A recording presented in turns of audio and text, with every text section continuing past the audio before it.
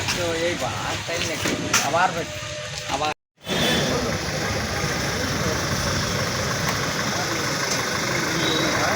Sir mask mask में या sir ముందు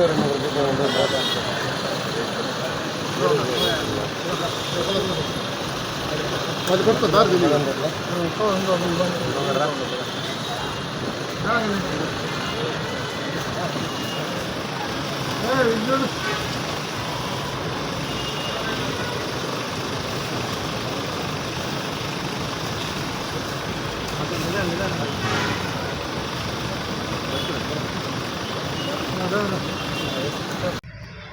పలమనేరులో ఎంసీ రవి అనే ఒక వ్యక్తి మనకున్న సమాచారం ప్రకారం అతను ట్రేడింగ్ చేసి వ్యాపారం చేస్తుంటాడు.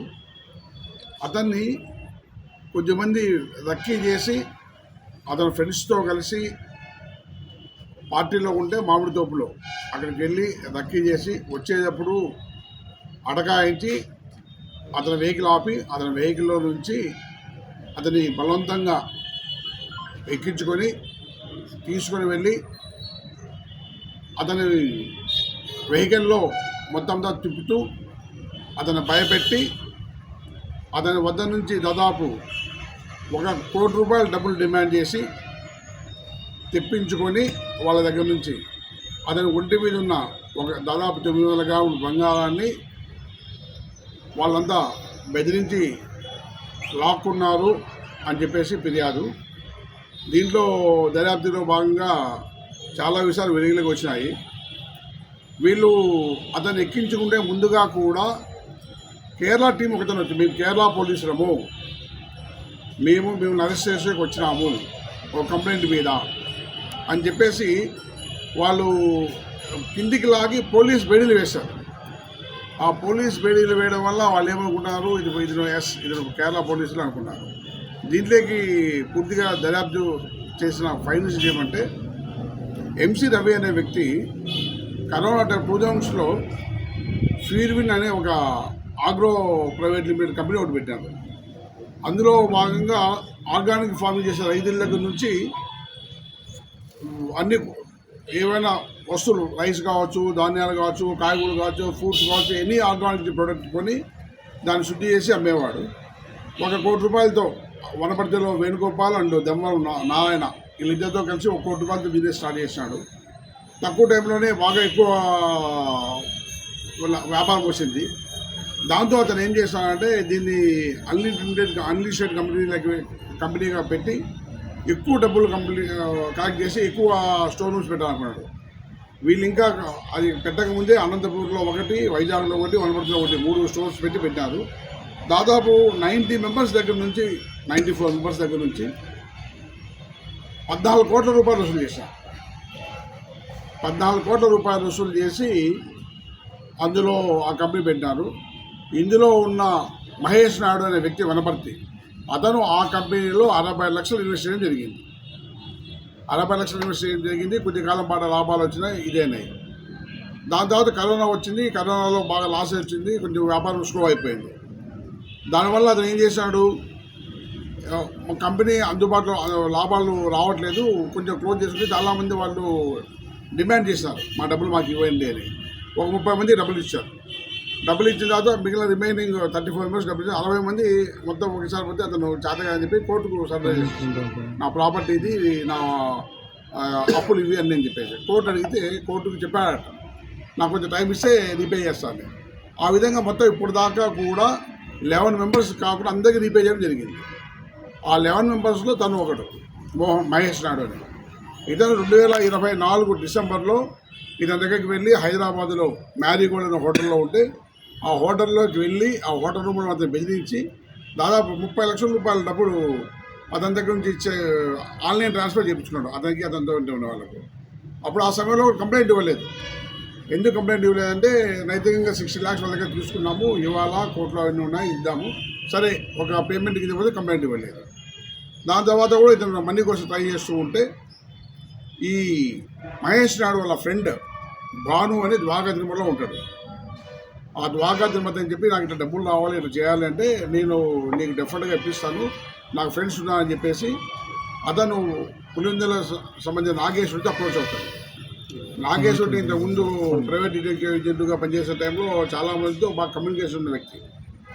ఈ నాగేశ్వరుడు ఏం చేస్తాడంటే కేరళ గ్యాంగ్తో కాంటాక్ట్ అయ్యాడు.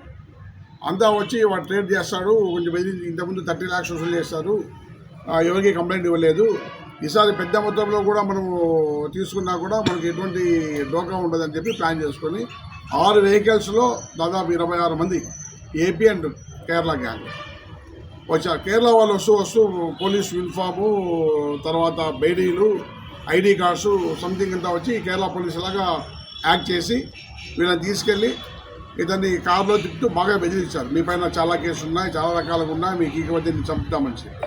అతను గ్రామంలో ఉన్న వాళ్ళను, వాళ్ళ అన్నదమ్ములను, పిల్లలను, వాళ్ళ భార్యను, ఫ్రెండ్స్ను అది దాదాపు ₹1 కోటి డబ్బులు కలెక్ట్ చేసుకొని ఈ చిక్బలాపురం టోల్గేట్కి మొత్తం ఇక రాయచూరు, మదనపల్లి, పులిందాలు తిప్పి అక్కడ తర్వాత ధర్మవరము, చిక్బలాపూరు, బెంగళూరు దాకా వెళ్ళి మళ్ళీ చిక్బలాపూర్లో మార్నింగ్ ఎర్లీ అవర్స్ మార్నింగ్ ఆ ₹1 కోటి డబ్బులు అతను ఒంటిపైన ఉన్న ఇవన్నీ తీసుకొని అతను అక్కడ వదిలేకపోవడం జరిగింది. వదిలిపోయిన తర్వాత అతను భయపడ్డాడు. మహేష్ అనే వ్యక్తిని చూశాడు, గుర్తుపట్టాడు. సరే అతను 30 lakhs ఇవ్వాలనుకున్నా భయపడ్డాడు. భయపడిన తర్వాత అతనికి ఇక్కడికి వచ్చాక విచారిస్తే అర్థమైంది ఎవరెవరు చేశారు ఏం కదా అనేసి. వాళ్ళ అమ్మ నాన్న వచ్చి 12th వచ్చి మాకు కంప్లైంట్ ఇచ్చారు. అప్పుడు నుండి ఇన్స్పెక్టర్ మోహన్ రెడ్డి ఆధ్వర్యంలో చాలా టీమ్స్ చాలా రకాలుగా జరిగినాయి. ఇవన్నీ పేపర్లో వచ్చి బాగా ఎక్స్పోజ్ అయిపోయిన తర్వాత చాలా టీమ్స్ మోహన్ రెడ్డి కేరళ పోయాడు, పరశురాం ద్వారకా తిరుమల పోయాడు, రాంభూపాల్ హైదరాబాద్ వనపర్తి అంతా పోయించారు, లోకేష్ హైదరాబాద్ పోయించాడు. అన్ని టీమ్స్ పులివెందుల అందరికా టీమ్స్ పోయినాయి. ఆ టీమ్స్ హల్చల్ చేసేసరికి బాగా ఎక్స్పోజ్ అయిపోయింది. ఈ కేసెస్ ఎలాగైనా కానీ బయటకు వస్తుంది. దాంతోపాటు కేరళ వాళ్ళు కేరళలో ఎవరైతే ఈ టీం లీడర్ ఉన్నాడో రోషన్, అతనిపై దాదాపు 21 కేసులు ఉన్నాయి. ఎవరైతే నాగేశ్వరుడు అని పార్టిసిపేట్ అతనిపై దాదాపు 8 కేసులు సైబర్ క్రైమ్స్ ఉన్నాయి, వేరే కేసులు ఉన్నాయి. ఎడ్విన్ అనే అతని మీద కేసు ఉన్నాయి. ఎడ్విన్ అనే అతనిపైన ఇందులో ప్రధాన ముద్దాయి అరెస్ట్ కాకుండా ముద్దాయిపైన రాప్తార్లో డెకాయిడ్ కేసులు ఉన్నాయి, మొదలైలో కేసు ఉంది. వీళ్ళంతా గ్రూప్స్ ఏర్పడి చాలామంది కేరళ గ్యాంగ్స్ ఈ ఆన్ అగ్రిమెంట్ మీదే ఇక్కడికి వచ్చి నేరాలు చేస్తున్న విషయం వెలుగులోకి వచ్చింది. దీనివల్ల వాళ్ళు బాగా ఎక్స్పోజ్ అవుతున్నాము, మళ్ళీ మీడియాకు వాటికి ఇదవుతుంది, ఏదో రకంగా వచ్చి అతనితో రాజీ కావాలని చెప్పి ప్రయత్నాలు మొదలుపెట్టినారు. కంప్లైంట్తో రాజీ కావాలని చెప్పేసి ఆ కంప్లైంట్ రాజీ అయ్యే క్రమంలో వాళ్ళ మధ్యవర్తులు చిక్కగా పెట్టుకొని చేసుకుంటే మాకు కరెక్ట్ సమాచారం వచ్చి మోహన్ రెడ్డి అండ్ వాళ్ళ టీం వెళ్ళి 11 మందిని అరెస్ట్ చేసి వాళ్ళ దగ్గర నుంచి 22 lakhs క్యాష్ను రికవర్ చేశారు. అట్లాగే వాళ్ళ దగ్గర నుండి ఐడి కార్డ్స్, తర్వాత 4 ID cards, uniform, hand cups అన్నీ కూడా సీజ్ చేయడం జరిగింది. 3 vehicles పట్టుకోవడం జరిగింది. 6 vehicles 3 vehicles పట్టుకోవడం జరిగింది. దీనికి సంబంధించి వాళ్ళు స్టే చేసిన ప్రాంతాల్లోనూ, వాళ్ళు తిరిగిన ప్రాంతాల్లోనూ, ఆ టోల్ గేట్లోనూ అన్నింటిలో చాలా విషయాల మటుకు మనం సీసీ కెమెరాల ద్వారా సమగ్రమైన దీన్ని కలెక్ట్ చేయడం జరిగింది. వాళ్ళ ఫోన్లు సీసీ సందర్భంగా చూసి వాళ్ళ ఫోన్లలో వాళ్ళ సెల్ఫీలు తీసుకున్నారు, ఫోటోలు తీసుకున్నారు, వాళ్ళతో ఉన్న వీడియోస్ తీసుకున్నారు. దీనిపైన ఇంకా పూర్తిగా దర్యాప్తు తర్వాత వాళ్ళ ఫోన్లు ల్యాబ్కి పంపించి ఆ వివరాలను సేకరించి వాళ్ళ దగ్గర ఎవిడెన్స్ అయితే కలెక్ట్ చేసేది ఉంటుంది. మిగిలిన ఫర్దర్ ఇష్యూస్ తర్వాత చెప్పచ్చు. ఇప్పటికైతే అదే రిమాండ్ పంపిస్తున్నాము 11 మందిని. ఇంకా కూడా 16లో చాలామంది ఉన్నారు, వాళ్ళు కూడా పట్టుకుంటాం, తొందరగా పట్టుకుంటాము. ప్రస్తుతానికి 22 లక్షలు రికవర్ అయింది. అందులో 20 లక్షల రూపాయలు మహేష్ దగ్గర తీసుకుని వాళ్ళ మామకి ఇచ్చి గతంలో ఉన్న అప్పులు కట్టమని చెప్పారు. వాళ్ళ మామ కూడా తెప్పించి ఎంక్వైరీ చేయాల్సి ఉంటుంది. మిగిలిన ఎవరైతే 16లో ఉన్నాడో ఈ మధ్యలో మీరు చూసినారు, భానుప్రకాశ్ అనే ఒక వ్యక్తి ఫేస్బుక్లో మీరు చెప్పాడు, నేనేమీ తప్పు చేయలేదు, మహేష్ అనే వ్యక్తికి డబ్బులు ఇవ్వాలి, మేము తీసుకెళ్ళి డాబా దగ్గర కూర్చోబెట్టుకొని 70 లక్షల రూపాయలు డబ్బులు తీసుకుని వాళ్ళకి ఇచ్చి నేను 20 లక్షలు మాత్రం తీసుకున్నాను అని. ఎస్, అతను చెప్పిన దాంట్లో తీసుకుపోయింది ఫ్యాక్ట్. మిగిలింది మొత్తం అంతా తిప్పుకొని కారులో తిప్పుకొని కొట్టి ₹1 కోటి డబ్బులు తీసుకొని చిక్బలాపూర్ డాబాలో కాదు, ఒంటి మీద 900 grams ఉన్నాయి. వీళ్ళు చెప్పిన సమాచారం ప్రకారం చాలా మటుకు గోల్డ్ అన్నీ ఇప్పుడు 16 వ్యక్తుల దగ్గర ఉన్నాయని చెప్పారు. పూర్తిగా ఎంక్వైరీ చేపిస్తాము. ఈ కేసులో అందరి మీద సమగ్రమైన ఎవిడెన్స్ కలెక్ట్ చేయబడింది. సెల్ ఫోన్స్ మూమెంటు, వాళ్ళ audios, videos, tower locations, call locations అన్నీ కూడా చాలా వరకు ఫుల్ఫిల్గా ఉన్నాయి. వీటిపైన మేము కఠినమైన యాక్షన్ తీసుకున్నాం. మిగిలిన తొందరలోనే అరెస్ట్ చేసి రిమాండ్ పంపిస్తాం. Thank you. ఎస్, పలమనేరులో అతని మూమెంట్ గురించి వీళ్ళకు భాను ప్రకాశ్ అయితే సమాచారం ఇచ్చాయని చెప్పేసి ఒక ఇన్ఫర్మేషన్ ఉంది. దానిపైన కూడా సమగ్రంగా దర్యాప్తు జరుపుతున్నాము. వాళ్ళ మీద కూడా ఎవరైతే అతనికి సమాచారం ఇచ్చి చేశారో ఇప్పుడు దాకా వాళ్ళకి ఎకనామికల్ బెనిఫిట్స్ వచ్చేట్లు వాళ్ళకి సమాచారం లేదు, లేదా వాళ్ళకున్న గుడ్ రిలేషను లేదా ఏ రకమైన రిలేషన్ తెలియదు. కానీ సమాచారం అయితే లోకల్ నుంచి అతని మూమెంట్ గురించి పోయిందనే విషయం తెలుస్తుంది. దానిపైన మరింత లోతుగా దర్యాప్తు అవసరం ఉంటుంది. మరిన్ని ఆధారాలు తీసుకోవాల్సిన అవసరం. సరే, ఈ భాను ప్రకాష్ అనేవాడు ఏం చేస్తాడు? భాను ప్రకాష్ అనేవాడు ద్వారకా తిరుమల. వాడు వాళ్ళ ఫాదరు చిన్న వ్యవసాయ చేసే వ్యక్తి. వాళ్ళ తమ్ముడు మననే మర్డర్ కేసులో ఇన్వాల్వ్మెంట్ అయి ఉన్నాడు. ఇతను మర్డర్ కేసులో ఇన్వాల్వ్మెంట్ ఇతను కూడా మర్డర్ కేసులో ఇన్వాల్వ్మెంట్ అయి ఉన్నాడు. ఇంకా వెరిఫై చేసుకోవాలి. అతను దందాలే చేస్తుంటాడు. భాను ప్రకాష్ దందాలు చేస్తే ఇంకా దానిపైన సమగ్రం పెట్టాలి. ఇప్పుడు తప్పించుకోకుండా తిరుగుతున్న వ్యక్తిలో Bhanu Prakash main person. Sir, Palamaner పేర్లు సార్ పలమనేరు వల్ల సహకరించారు అరెస్ట్ చేస్తాం కదా, అప్పుడు డీటెయిల్గా చెప్తాం. సాక్ష్యాధారాలు పెట్టుకొని లేదు, గోల్డ్ ఎవరైతే ఉద్దాల పదార్థాలు ఉన్నారో వాళ్ళ దగ్గర ఉందని చెప్తున్నారు. మేము కొన్ని వీళ్ళని డిమాండ్ పంపిస్తున్నాం. కానీ మళ్ళీ మిగిలిన వాళ్ళు అరెస్ట్ చేసిన తర్వాత వీళ్ళు పోలీస్ కస్టడీ తీసుకోవడం జరుగుతుంది.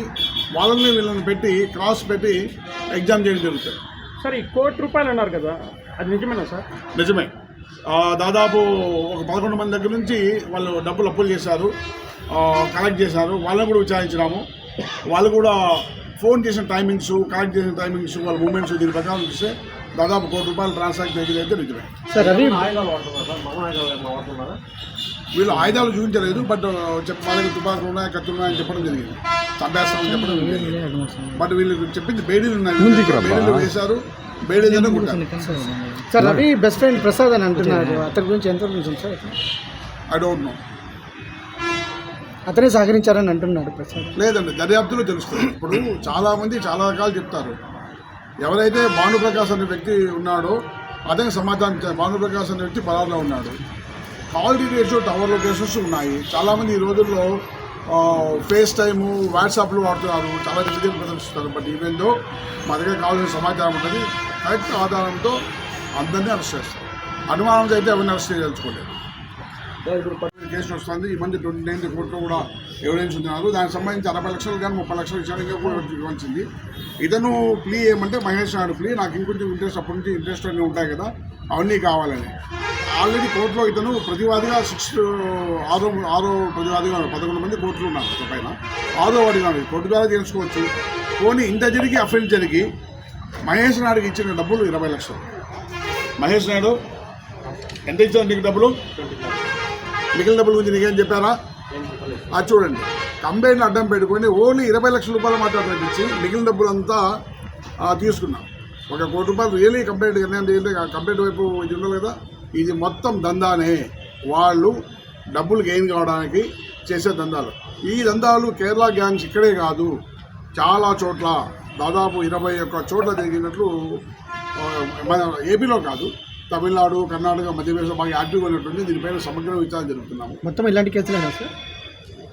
ఆల్మోస్ట్ ఇప్పుడు రాప్తాల్లో 2 కేసెస్ హైవే డెకాయిట్స్ ఉన్నాయి. సత్సాయి తాలూకాలో ఉన్నాయి. ద్వారకా తిరుమలలో ఒకటి ఉందన్నా కానీ ఇంకా డీటెయిల్స్ చూసుకోవాలి. మిగిలిన రాష్ట్రాల్లో ఉన్న డీటెయిల్స్ ఇస్తే మొత్తం 21 కేసులు. రోషన్ అనేవాడు ముద్దాయి, ఎడ్విన్ అనేవాడు 3 కేసెస్. ఇప్పుడు ఆల్రెడీ ఎఫ్ఐఆర్ ఉన్న కేసెస్ 3 ఉన్నాయి. ఇది ఒకటి 4వ కేసు ఉంది. 2 రాప్తాడు కేసు, ఒకటి మధురై కేసు, ఒకటి ఈ కేసు. ప్రతి ఒక్కరు కూడా పాత క్రిమినల్ లిస్ట్ ఉన్న వాళ్ళే. సార్, వీళ్ళందరినీ అరెస్ట్ చేశారు. వీళ్ళకి ఎలాంటి శిక్షలు లేదా? ఇది నాన్ బెయిలబుల్ 10 years భయపడుతున్న శిక్ష.